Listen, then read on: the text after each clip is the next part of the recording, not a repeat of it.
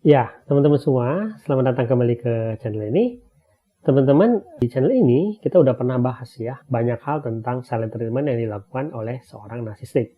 Satu hal yang paling penting ketika kamu menghadapi silent treatment dari seorang narsistik, jangan merespon hal tersebut. Banyak korban narcissistic abuse yang belum teredukasi ketika mereka di silent treatment, mereka kemudian memohon-mohon, mereka berusaha memperbaiki keadaan, yang mana keadaannya justru kemudian menjadi semakin runyam, gitu ya. Dan yang paling parah adalah mereka tidak tahu apa yang harus dilakukan dan berada di dalam kendali seorang narsistik. Oke. Nah, kita hari ini sedikit belajar teman-teman.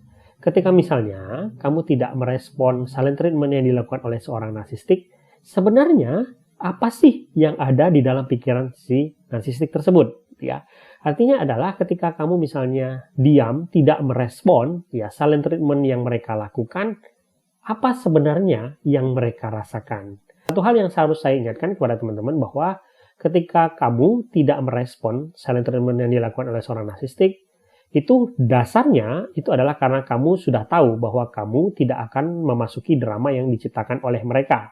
Tetapi bukan berarti kamu melakukan silent treatment balik kepada mereka. Bukan berarti kamu sedang menghukum mereka. Ini adalah salah satu prinsip yang harus diingat.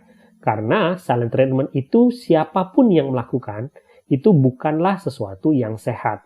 Artinya, apapun kondisi kalian tidak boleh melakukan silent treatment kepada siapapun, termasuk kepada seorang narsistik. Tetapi ketika kalian diam ketika seorang narsistik melakukan silent treatment, itu artinya kalian tahu bahwa saya harus melakukan ini supaya saya tidak berada dalam kontrolnya si narsistik.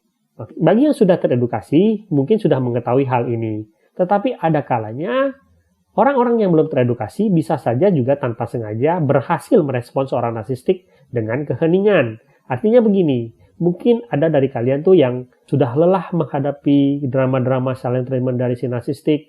Kalian sudah berusaha sangat keras untuk memperbaiki keadaan.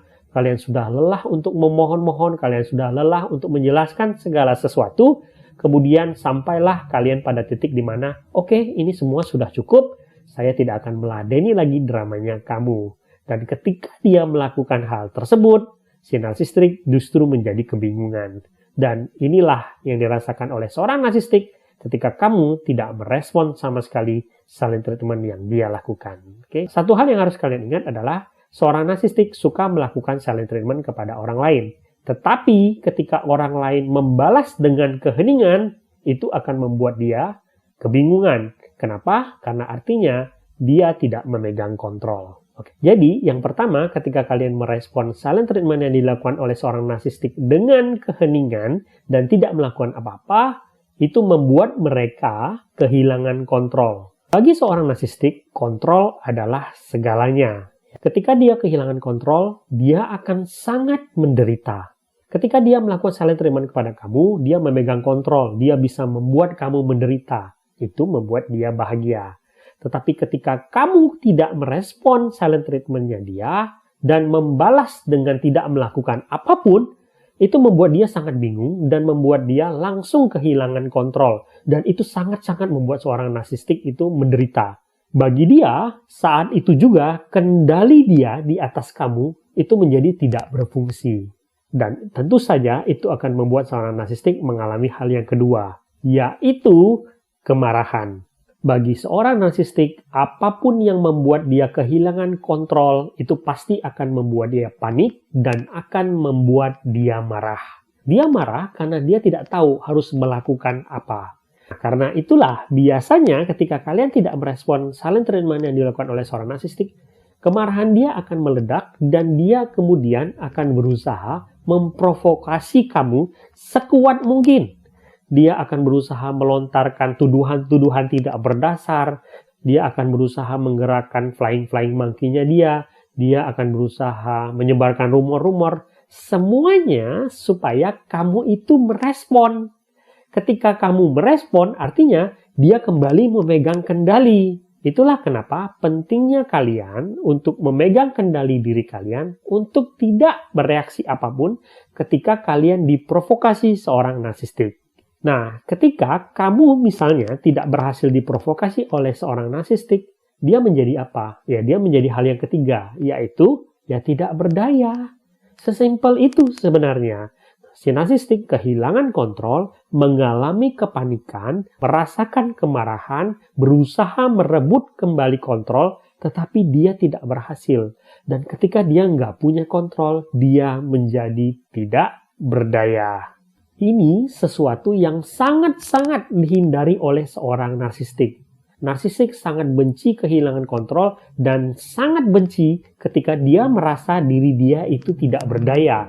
Kenapa? Karena itu membangkitkan rasa insecure di dalam dirinya dia. Karena kita tahu sebenarnya ketika seorang narsistik berusaha mendominasi orang lain, itu karena dia sebenarnya punya ketakutan di dalam diri dia, punya rasa ketidakberdayaan dalam dirinya, dan dia harus menutupi hal tersebut.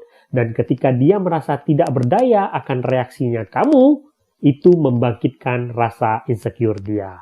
Dan biasanya mereka kemudian akan menjadi semakin panik dan semakin meningkatkan level provokasinya mereka. Gitu ya. Kembali lagi kepada kamu, bagaimana kamu bisa bersikap tenang menghadapi provokasi yang dilakukan oleh seorang narsistik. Nah, selanjutnya apa yang akan terjadi? Ketika waktu terus berlalu dan kalian semakin tidak merespon silent treatment yang dia lakukan, dia akan kelaparan terhadap supply dari kalian. Jadi kalau misalnya ketika dia biasanya melakukan silent treatment dan kemudian kalian memohon-mohon, meminta ampun, berusaha memperbaiki keadaan, itu kan membuat egonya dia terpenuhi, membuat supply dia terpenuhi. Tetapi ketika kalian tidak melakukan hal tersebut, dia akan kelaparan, dia akan haus akan permohonan kalian, haus akan pujian-pujian kalian, haus akan sembahan-sembahan dari kalian. Ingat bahwa bagi seorang narsistik, supply itu adalah segalanya. Karena dia tidak bisa memberikan validasi kepada diri dia sendiri. Dan selanjutnya, apa yang akan terjadi? Ya, seorang narsistik akan mengerahkan semua hal yang dia bisa.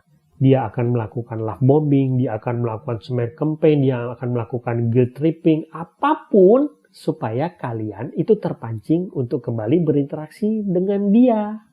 Di balik image gagah yang dia tampilkan kepada kalian, sebenarnya dia ketakutan dan dia merindukan saat-saat ketika kalian itu berada dalam kendali dia.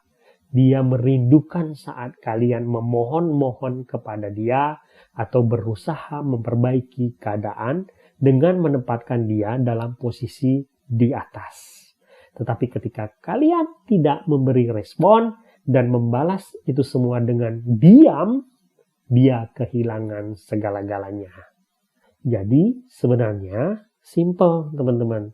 Menghadapi silent treatment narsistik ketika kalian diam itu powerful sekali.